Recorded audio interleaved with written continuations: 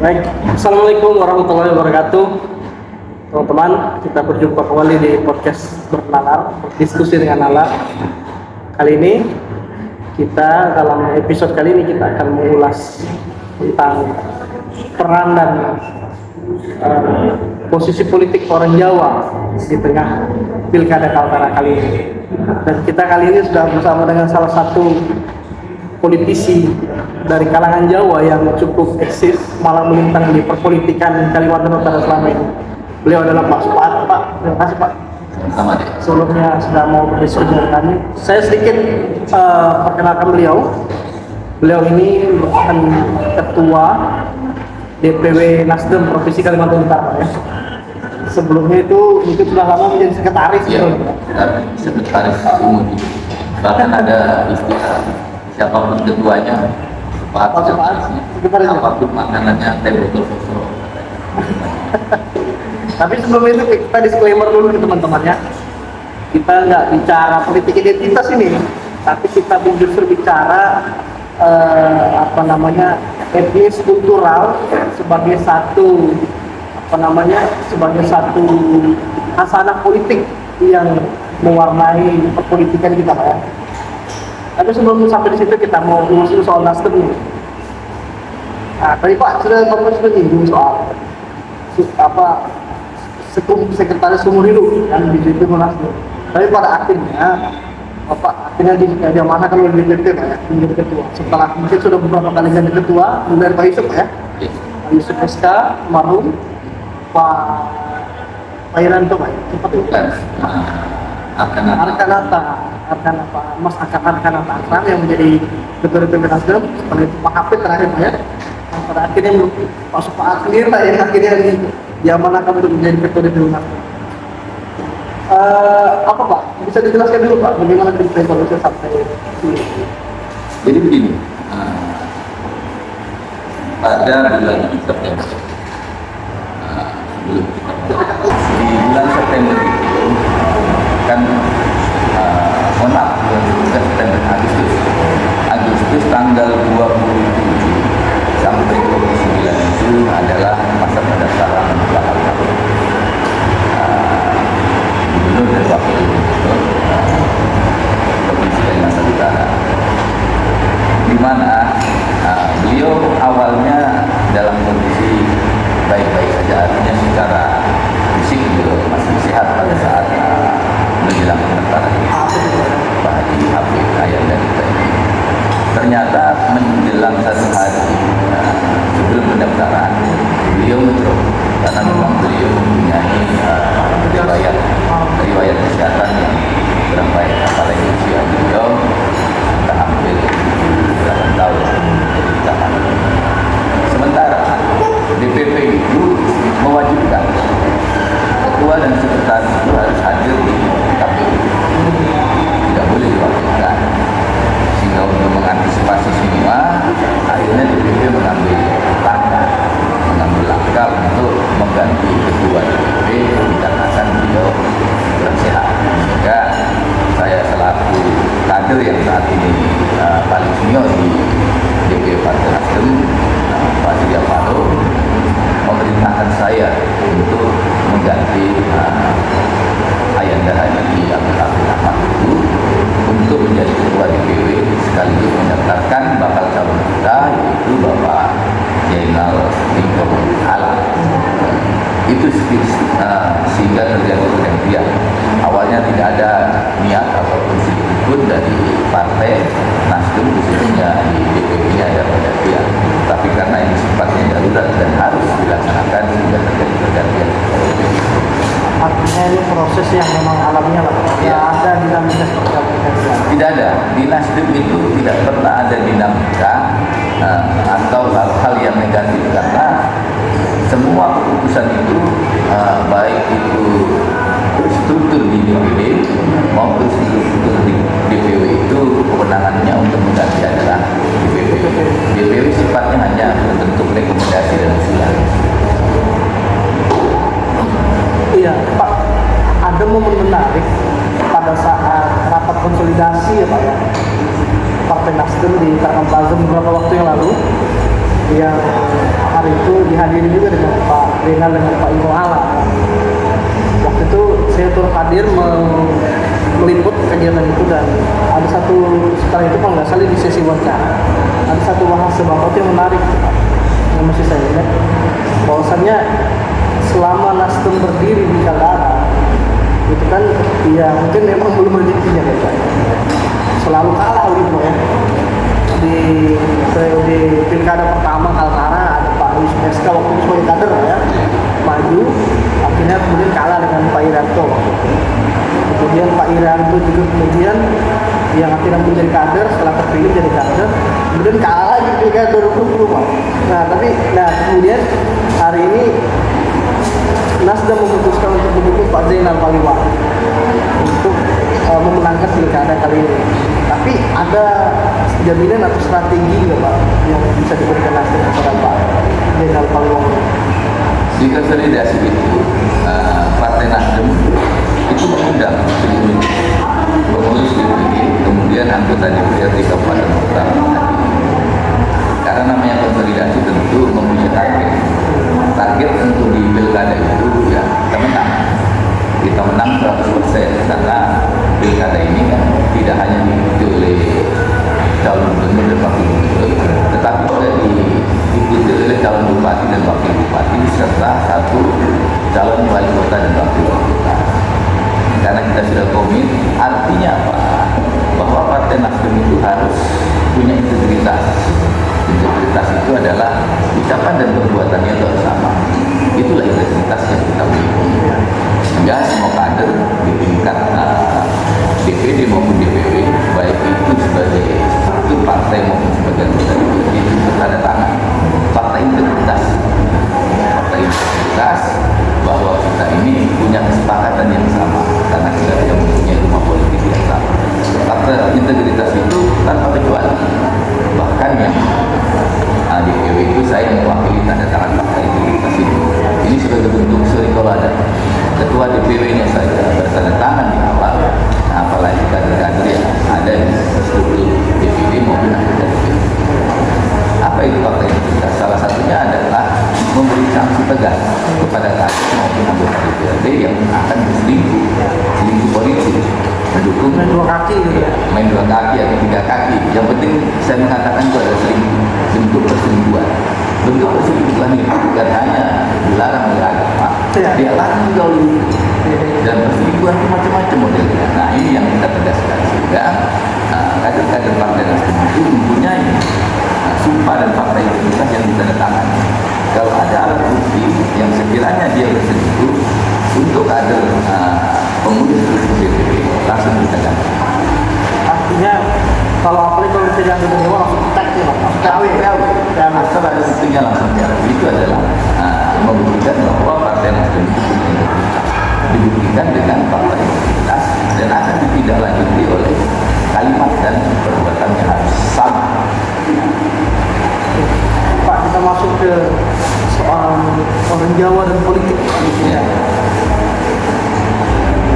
Secara demografi penduduk orang Jawa ini kan cukup, bukan lagi mayoritas, memang mayoritas kan secara demografi penduduk di Kaltara. Walaupun mungkin selisih tidak jauh dengan saudara kita di sekitar Makassar kan. Tapi ada satu narasi Pak yang selalu terbangun di mindset orang. Kalau orang Jawa itu tidak bisa dipegang karena pecah lah istilahnya gitu kan. Karena mungkin juga berbeda soal kultur dengan masyarakat Sulawesi Raya dan segala macam. Bapak menjelaskan seperti apa? Sebagai orang Jawa nih Pak. Saya pernah menjadi ketua masyarakat. Artinya dari pengalaman itu saya banyak belajar.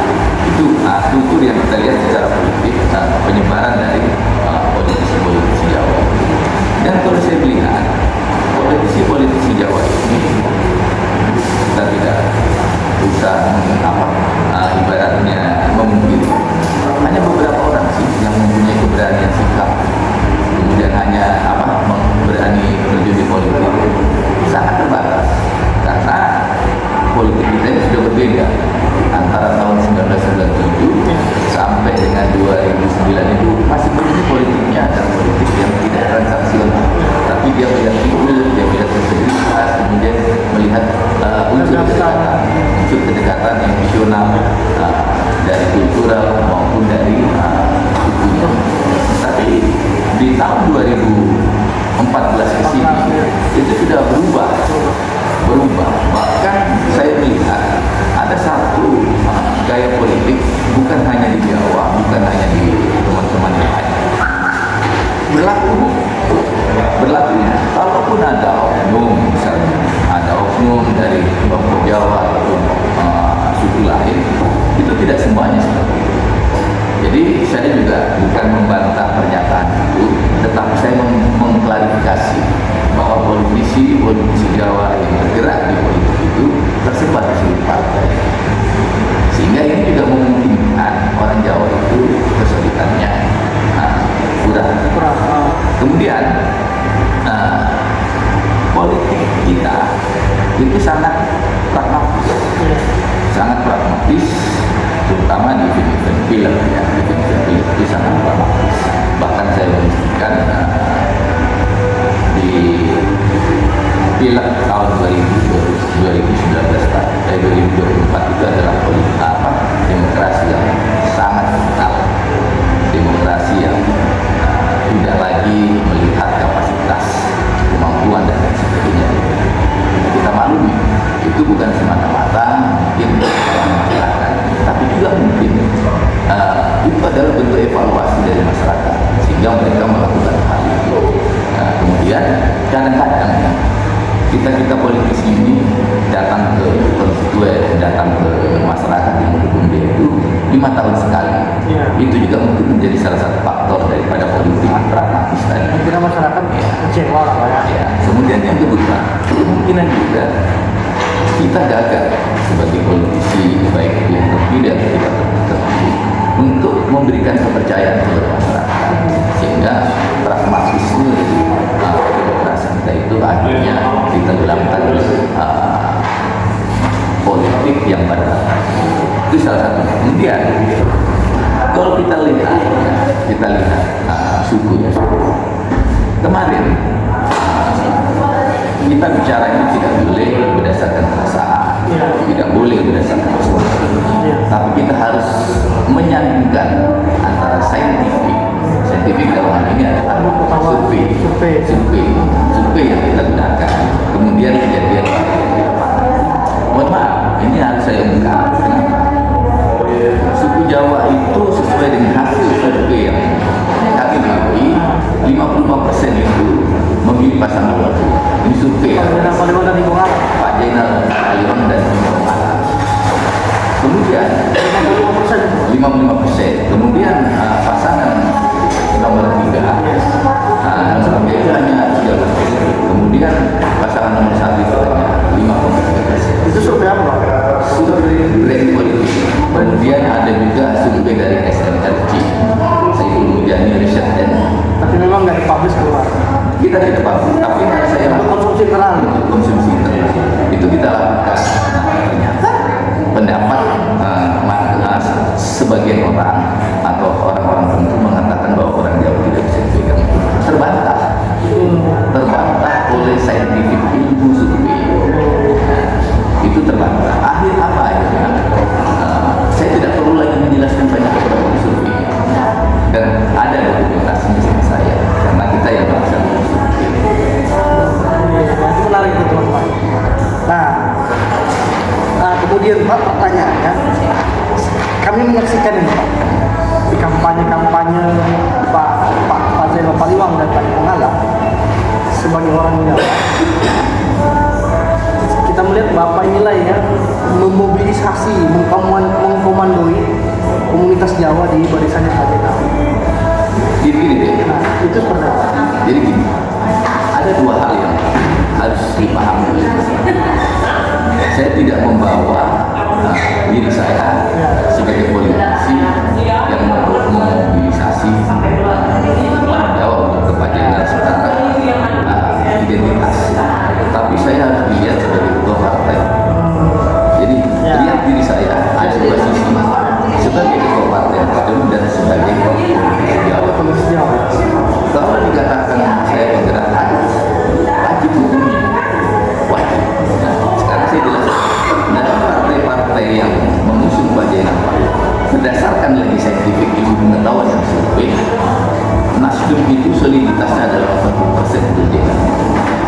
Ya, terus partai memang. Dari seluruh partai yang ada di koalisi itu, Nasdem 80% mendukung all out untuk Pak Jainan.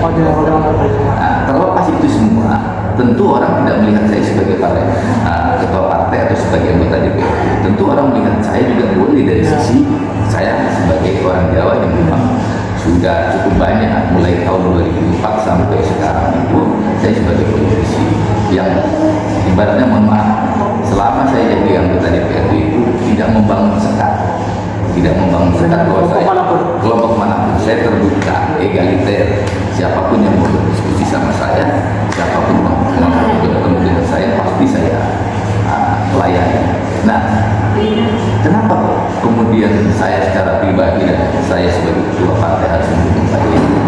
Ada kesalahan, ada kesamaan sikap Pak Jainan itu yang selalu dekat dengan rakyat dan tidak membatasi sekali-sekali. Sekali-sekali itu sehingga saya punya analisa ini barang yang cocok yang sama karena beliau memang membangun chemistry yang baik dengan masyarakat. Itulah saya memang punya kewajiban dan sekaligus punya hak untuk mendekati semua pilar-pilar Jawa. Nah, pilar-pilar Jawa kita tahu orang Jawa itu sifatnya adalah selalu mengedepankan etika, attitude, sehingga mereka tidak seperti yang lain karena memang karakter dan kultur orang Jawa itu berbeda. Jadi jangan diukur karakter dan kultur orang Timur sama, tidak bisa karena budaya kami juga berbeda. Cara mengungkapkan sesuatu itu juga ada tatanan yang harus kami lakukan. Nah, karena mereka melihat saya adalah salah satu ketua partai yang saat ini memanfaatkan identitas satu-satunya ketua partai yang punya provinsi orang Jawa adalah saya. Sehingga saya meyakinkan pada teman-teman yang satu suku dengan saya juga tidak pernah bisa atau mampu mengganti dari darah saya itu menjadi orang lain. Dan kami orang-orang Jawa ini juga tidak mungkin mau cuci darah menjadi orang suku A, suku B, memang jauh. Pak, sepengetahuan kami lagi-lagi Pak, berdasarkan informasi dan mungkin fakta yang kami dapatkan, Bapak ini kan terkenal punya basis kuat di Karanganyar, Pak. Selama Bapak menjadi politisi ya. Dan lagi-lagi Karanganyar ini Pak sebagai epicentrumnya orang Jawa ya, di Tarakan, bahkan di Kaltara Pak ya, dengan jumlah pemilih DPT paling banyak di Kaltara, bahkan mungkin kelurahan paling banyak. Seberapa besar Bapak bisa menjamin kemenangan Bapak? Jadi begini, analisa kita sekarang selama ini bahwa Karanganyar itu adalah epicentrumnya orang Jawa, dan menurut saya sih tidak sepenuhnya benar. Kalau kita lihat data dari Dukcapil dan kemudian Badan Statistik, banyak saudara-saudara kita yang bukan dari Jawa di sana. Mungkin mereka melihat sejarah, ya, mungkin masyarakat atau politisi itu melihat sejarah sebelum teman-teman bermigrasi dari tempat lain itu ada di Karanganyar. Memang pada era tahun 70 80 itu memang Karanganyar itu merupakan basis atau tempat berkumpulnya entitas kami. Nah, tapi tahun 2000 sampai sekarang itu semua masuk karena Tarakan ini adalah kota transit dan kota yang sehingga tidak sepenuhnya juga bahwa Jawa itu actionnya adalah Jawa itu tersebar dan mayoritas itu ada titik-titik, salah satunya titiknya adalah di Karanganyar dan Karanganyar. Coba Mas Diri perhatikan ya, di Jawa ini ada suku-suku lain, ada lengkap lah. Kemudian di RT juga saudara kita yang dari Sulawesi, ada juga saudara kita yang dari NTT. Jadi sekarang ini hampir dipastikan bahwa di Karanganyar itu bukan seluruhnya orang Jawa, tapi ada komunitas lain. Terus kita hubungkan pendapat orang bahwa Pak Supatu mempunyai kekuatan yang luar biasa di Karanganyar. Itu juga tidak bisa kita larang, namanya asumsi pendapat. Dan memang selama ini saya mulai 2004 sampai tahun 2024 kemudian tadi saya selalu menjadi wewenang di beberapa TPS di Karanganyar. Pemilih saya juga banyak dari suku Sulawesi, ada yang di Amal, ada yang di Minalato, ada yang di Ringkas, ada yang di Karangharapan. Jadi tidak bisa kita mengklaim, saya tidak bisa mengklaim bahwa Karanganyar ini adalah basis Islam. Saya justru tersebar karena saya mewakili Kalimantan Utara dan Selatan. Kalau nanti bagaimana jaminan saya tidak bisa menjamin karena yang bekerja ini kan bukan cuma saya, masih banyak partai-partai yang dan partai-partai lain juga bekerja, bukan tidak bekerja. Cuma memang saya lebih menonjol cara kerjanya mungkin karena saya mempunyai kedekatan emosional dengan masyarakat. Karanganyar ini sudah terbangun masih jelas Pak. Pak, saya kembali ke pertanyaan yang tadi awal sebelum saya ke sini. Salah satu orang yang dianggap cukup diwaspadai di kalangan Jawa mungkin ya, karena mungkin mau betul mewakili Pak Suratmo Pak sebagai wakil Pak Yasen dari pasangan calon nomor 3. Dan apalagi beliau ini kan seorang jenderal Pak. Sejauh ini pergolakan di tengah kalangan dia seperti apa? Beda pendapat, beda pilihan dalam demokrasi yang sedang berjalan. Hal yang wajar. Cuma saya menekankan, jangan sampai kita ini dibidik pada identitas. Kita semua politisi, apalagi yang mantan-mantan pemegang kekuasaan atau jabatan, harusnya kita tidak menjual identitas. Tapi juga kapasitas, integritas, kita sebagai politisi dan orang yang sangat demokratis. Tapi kalau ada kelompok tertentu dengan menjual logo-logo atau simbol-simbol dari entitas, kalau dari identitas ya silakan. Itu juga kita tidak melarang, tidak bisa melarang. Karena itu adalah hak demokrasi warga masyarakat Indonesia. Tapi kalau saya sebagai politisi, hal-hal yang seperti itu tidak jadi jangan menjadikan alat untuk mengelabui orang. Kemudian masyarakat Jawa ini adalah orang yang sangat egaliter. Dia memilih seseorang itu tidak diungkapkan dengan kalimat, tapi dengan analisa. Karena kita melihat sejarah bahwa orang Jawa itu selalu menjadi contoh satu ya. Seandainya pada saat kita sumpah pemuda itu orang Jawa ngotot harus pakai bahasa Jawa, ini bisa. Karena pada saat itu kekuatan orang Jawa di zaman itu, tapi itu tidak dilakukan oleh orang Jawa. Kenapa? Karena kita bersatu. Supaya kita bahasa Melayu. Bahkan itu yang diambil dari bahasa Melayu, bahasa Indonesia. Itu menunjukkan sebenarnya gambaran bahwa orang Jawa itu tidak semudah itu menimbul identitasnya untuk seseorang. Hindarilah kita menggunakan politik identitas, mau agama, mau apa dan sebagainya. Hindari supaya kita ini meninggalkan sejarah yang begitu baik untuk generasi yang akan datang. Generasi kita jangan kita racuni, jangan kita buat dia salah bersikap dalam berpolitik dan berdemokrasi. Harapan saya seperti itu. Nah, hal itu ternyata tidak berlaku kan? Identitas politik itu tidak berlaku. Kenapa? Tadi terjawab dengan survei yang kita lakukan, ada mayoritas 55% suku saya juga jangan artinya masyarakat juga seperti yang cerdas Pak. Ada hal-hal yang barangkali mungkin perlu kita penegasan sebenarnya soal apa sih sebetulnya yang ini kita nggak bicara aspek politiknya lagi, apa hal yang sebetulnya menjadi landasan bagi Bapak dan mewakili Partai Nasdem mungkin yang merasa perlunya keberlanjutan di hal-hal ini. Jadi gini, saya sebagai ketua Partai Nasdem yang sekaligus saya tidak bisa mencuci darah saya menjadi orang lain kecuali menjadi orang Jawa. Ini juga bukan permintaan saya menjadi orang Jawa ya. Artinya kita tidak bisa cuci darah ini. Darah saya tetap mengalir sebagai orang Jawa. Dan itu adalah bentuk rahmat dari Allah Subhanahu wa Ta'ala untuk kita semua. Saya akan sedikit mengulas kenapa kami Partai Nasdem dan tim-tim saya itu memilih dan menentukan sikap itu kepada Pak Jenderal Arifin Paliwang dan Pak Ibu itu mempunyai landasan berpikir, landasan logik, dan selalu saya sampaikan kepada teman-teman yang menjadi tim saya dan yang ada di Partai Nasdem. Kita memilih seseorang itu harus jelas, harus jelas. Saya bercerita, Pak Zainal Inggung Paliwang itu pemilihan 2020 adalah lawan Partai Nasdem. Saya berasumsi pada saat itu yang diusung oleh Partai Nasdem itu adalah incumbent. Kita berharap ini incumbent bisa menang pada saat itu tahun 2020 karena sudah 5 tahun berkampanye. Tetapi begitu pemilihan ternyata incumbent dikalahkan oleh Pak Zainal.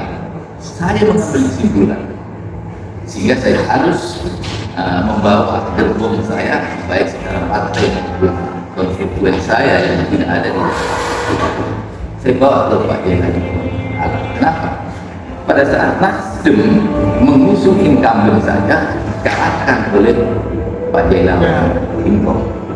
Apalagi sekarang beliau incumbent, tentu kesempatan untuk menang itu lebih terbuka. Ini analisa yang kami miliki di parameter dan aturan kami. Jangankan sekarang menjadi incumbent, pada saat kami mengusung incumbent dikalahkan. Ini pertimbangan yang pertama. Kemudian pertimbangan yang kedua, saya kan sebagai anggota DPRD tentu paham, tentu mengerti, tentu tahu apa yang dilakukan Pak Zainal menjadi gubernur sejak Februari 2021 sampai Februari 2025 nanti. Berarti beliau itu baru sekitar 3 tahun bekerja, selama jabatan 3 tahun bersama incumbent juga sebenarnya wakilnya kan, walaupun dia memilih jalan yang berbeda. Pertama, komunikasi Pak Zainal dengan lembaga ya, institusi DPRD itu sangat baik dan sangat baik. Dibuktikan apa? Selama hampir 10 tahun DPRD itu tidak pernah punya yang namanya sekretariat DPRD provinsi Kalimantan Utara. Kami berdiskusi semua teman, baik yang mengusung pada saat itu untuk membangun kantor DPRD provinsi Kalimantan. Beliau tidak pernah menolak, bahkan tidak menunda. Secara tegas beliau mengatakan kita bangun kantor DPRD ini sebelum saya akhir jabatan ini harus sudah fungsi. Ternyata tidak lebih dari 2 tahun kantor DPRD itu sudah terbangun. Ini menunjukkan bahwa beliau ini adalah orang yang betul-betul paham tentang pemerintahan, paham tentang komunikasi dengan satu itu. Yang kedua, ada beberapa terobosan yang beliau lakukan. Yang beliau lakukan itu adalah di bidang pendidikan. Di bidang pendidikan, selama beliau menjabat ini, sudah beliau membangun 2 SMA, SMA 4 dan SMA 5. Ya, ditarakan. Kenapa? Karena kewenangannya provinsi itu sesuai dengan undang-undang pemerintah daerah memang kewenangannya ada di SMA, SLTA dan termasuk SMK.